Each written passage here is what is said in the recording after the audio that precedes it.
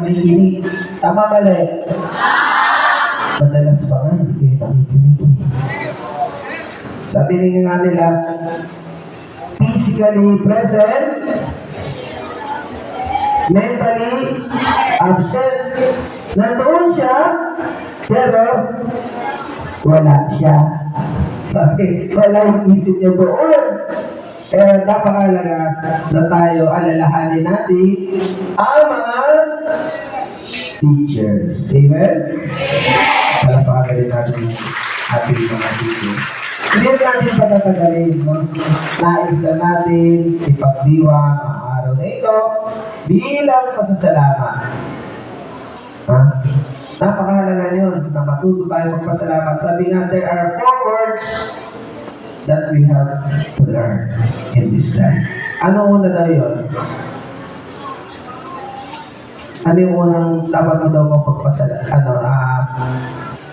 Unang word na dapat mong matutunan? Or salamat. Oh. Ano nga yan? Salamat po. Ano nga una?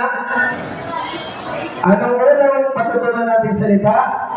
Salamat po. Thank you. Ha? Bakit? Nagsinila ka dito sa mundo. Maraming tao nagsakripisyo para sa iyo. Diba? Ang iyong mga magulang. At 9 months kang inalagaan para na ikaw isilang sa mundo ito. Amen? Kaya ano mong at hindi natin makakalimutan ang salita ay salamat. Thank you. Pangalawa, po ano po, respeto, or sinasabi natin, I love you. Kasi, although sinasabi natin respeto because respect is the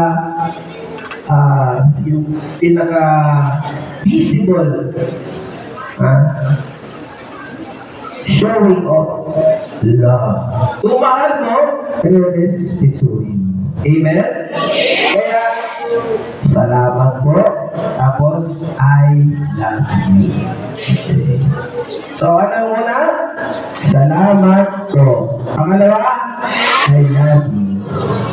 So, kung nakalimutan, mag-I love you.